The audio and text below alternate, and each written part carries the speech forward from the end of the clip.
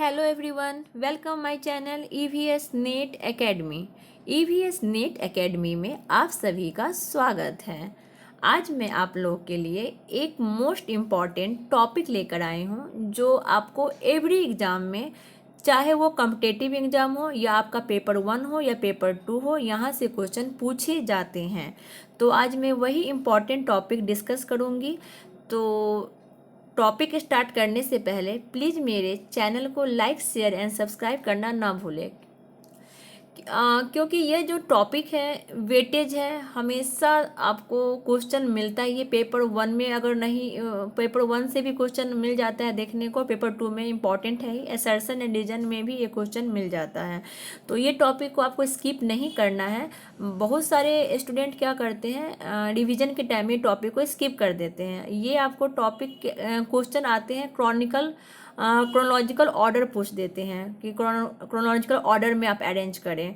तो आपको यहाँ पे क्या करना है, आपको डेट भी आपको याद रखना होगा और किस रीजन से ये मूवमेंट हुआ था, ये सब पे आपको फोकस करना ही होगा, क्योंकि कभी कभी असर्शन रीजन में भी यहाँ से क्वेश्चन देखने को मिल जाता है। अगर आप इस टॉपिक को एक बार लर्न कर लेंगे तो आप कभी नहीं भूलेंगे।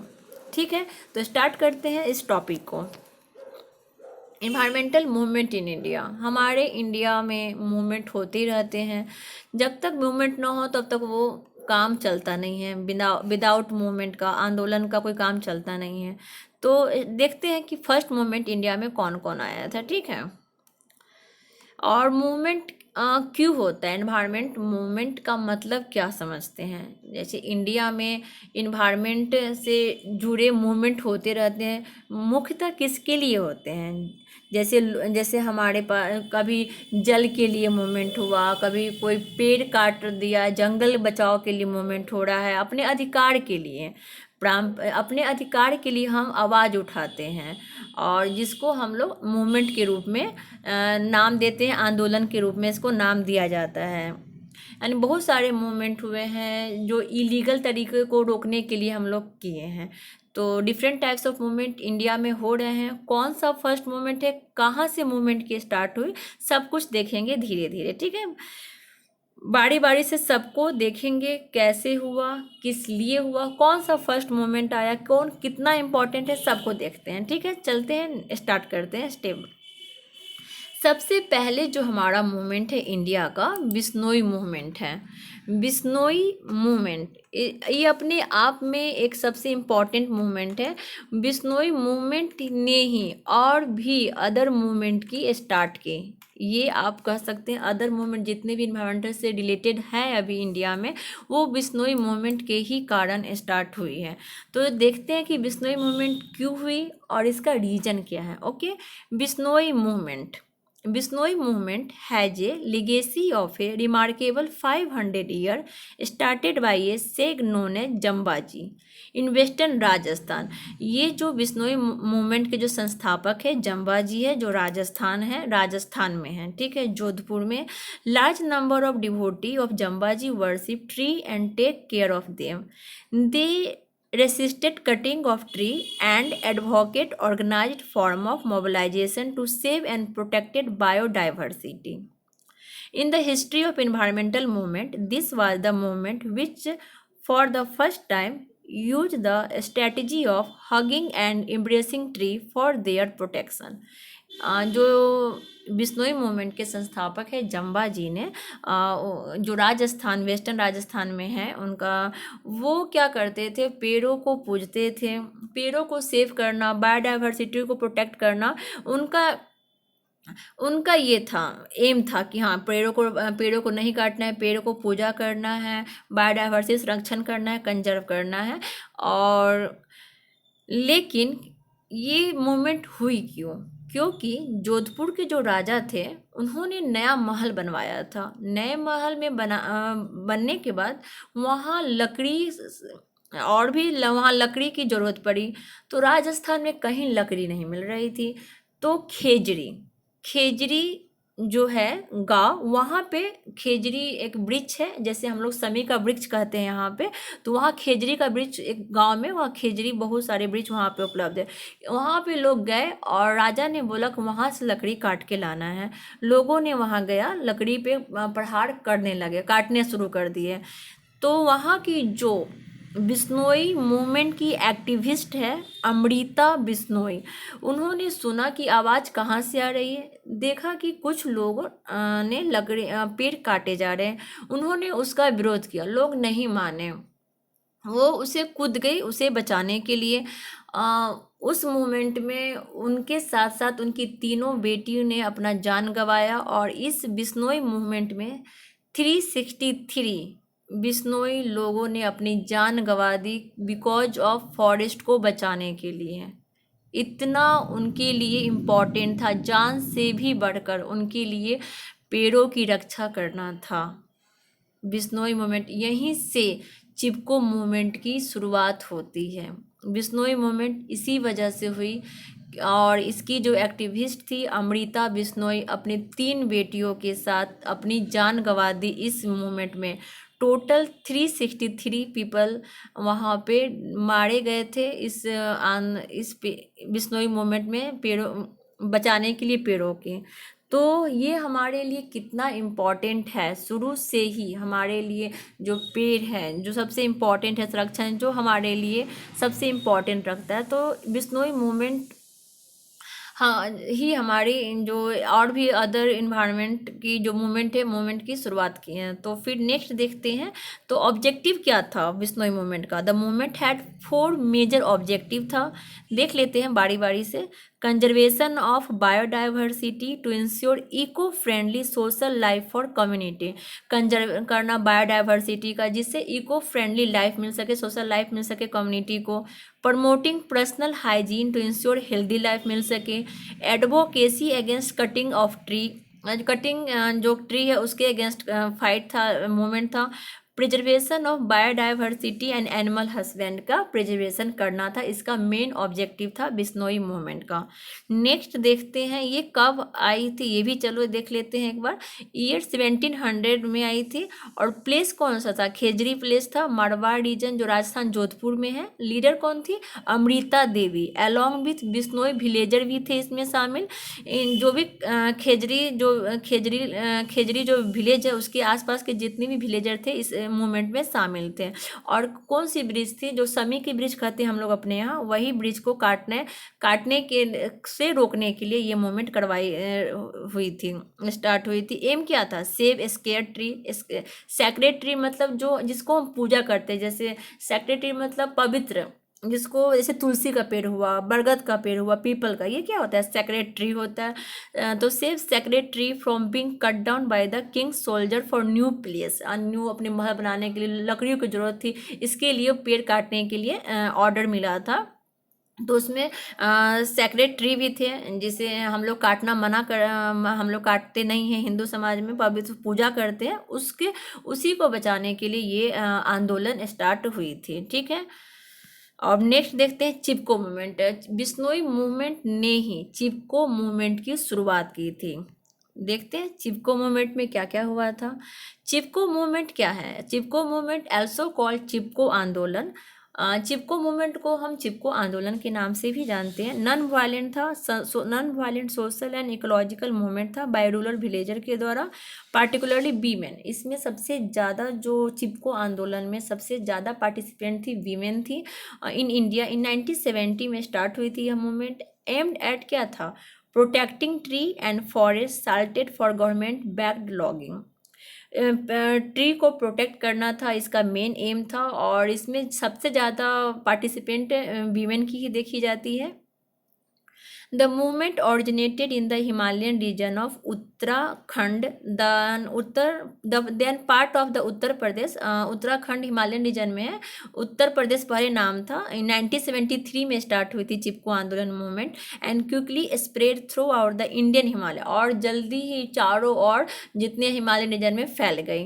The Hindi word Chipko means hug, मतलब हग, और टू क्लिंग मतलब चिपकना, गले लगाना, and reflect the demonstrate primary tactics of embracing tree to impede logger. इसका चिपको मीन्स क्या होता है, गले पेड़ से चिपक जाना, गले लगाना, पेड़ को गले लगाना। जो वहाँ के ठेकेदार थे वो वृक्ष को काटने जा रहे थे, सब महिलाओं ने क्या किया, पेड़ को पकड़ लिया, जिसके कारण इसका नाम चिपको मूवमेंट दिया गया था। ठीक है, चिपको आंदोलन और the Chipko movement is a movement that practised method of Satyagraha where both male and female activists from Uttarakhand played vital role, including Gaura Devi, Suraksha Devi, Sudesa Devi, Bachni Devi, and Chandi Bhatt, विरुक्षा Devi and other many more activists इसमें participate किए थे, चिपको आंदोलन की start की थी। Main activist हमारे थे सुंदर लाल जी बहुगुणा, ये मेन एक्टिविस्ट है चिपको आंदोलन के। तो यही है सुंदर लाल बहुगुणा जी, इनका पिक्चर मैंने लगाया है, आप लोग एक बार देख भी सकते हैं। सुंदर लाल बहुगुणा द फादर ऑफ चिपको, इन्हें फादर ऑफ चिपको मूवमेंट के नाम से भी जानते थे। ये और भी मूवमेंट में पार्टिसिपेट किए थे, जैसे तेरी डैम में भी ये पार्टिसिपेट, इनका ये मेनी मोर जितने भी क्या बोलते हैं आंदोलन है उसमें ये बढ़ चढ़ के हिस्सा लेते थे। और इनका मेन काम था इन्वायरमेंट को कंजर्व करना, इन्वायरमेंटलिस्ट थे हमारे ये। लेकिन इनका जन्म 9 जनवरी 1927 को हुआ था। 21 मई 2021 में इनकी डाइड हो गई थी कोरोना की वजह से। The idea of the Chipko movement was suggested by his wife and him, जो चिपको मूवमेंट का आइडिया है इनकी वाइफ और खुद ये सजेस्ट किए थे। और he was one of the early environmentalist of India, and later he had and other associated with Chipko movement and started taking up wider environmental issues such as being opposed to large dam, जैसे तेरी dam में भी इनका participation रहा है। और इन्हें 2009 में Padma Bhushan winner for his contribution in the movement, इन्हें 2009 में पद्म भूषण विनर से भी इनको सम्मान किया गया चिपको मूवमेंट में इनका अच्छी भूमिका की वजह से।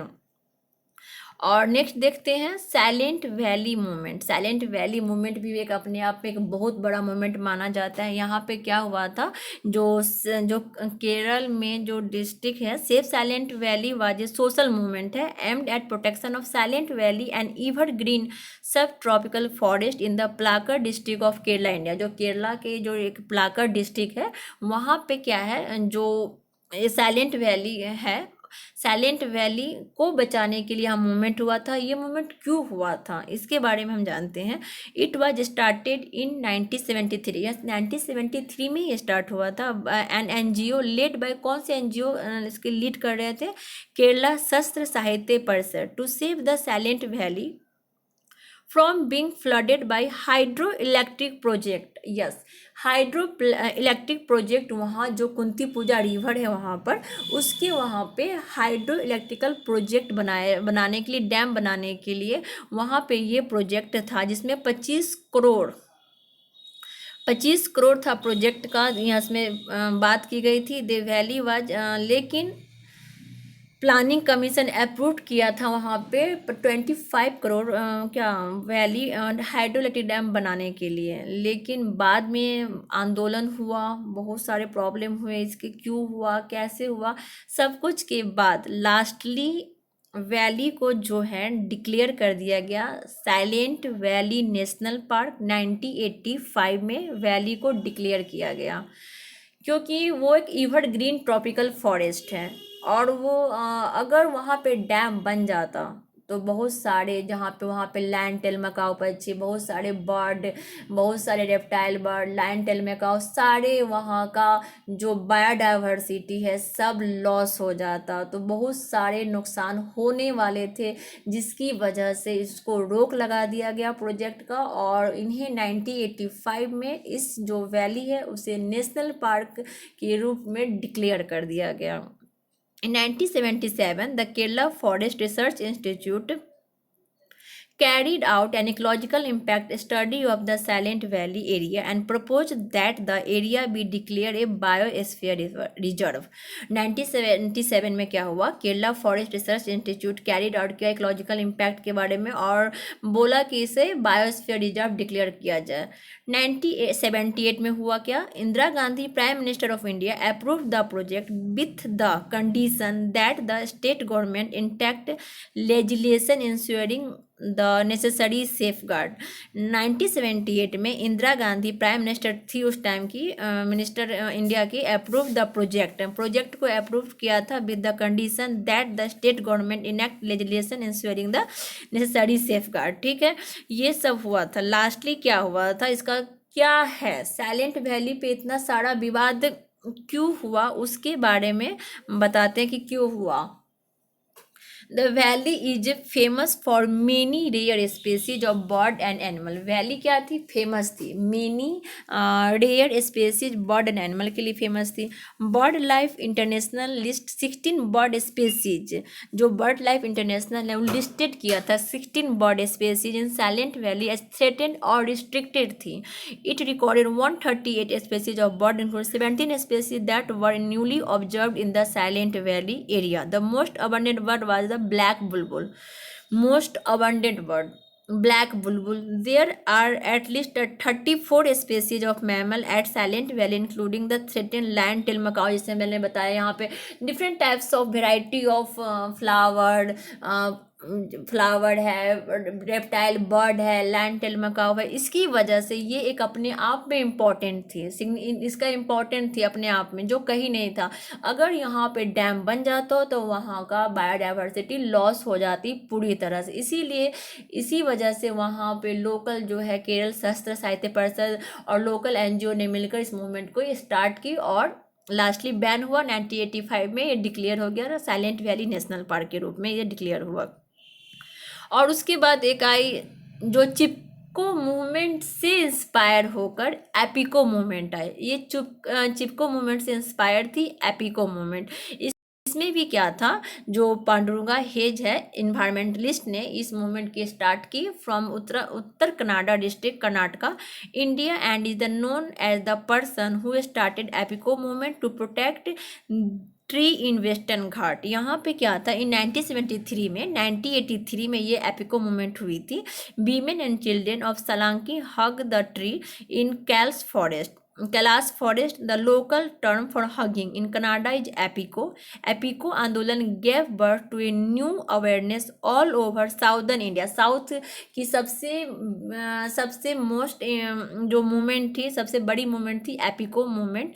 The story of the movement is that of for several decade the forest department had been promoting monoculture plantation of teak after clear felling the existing mixed semi-evergreen forest. The people demand a ban on the felling of green tree.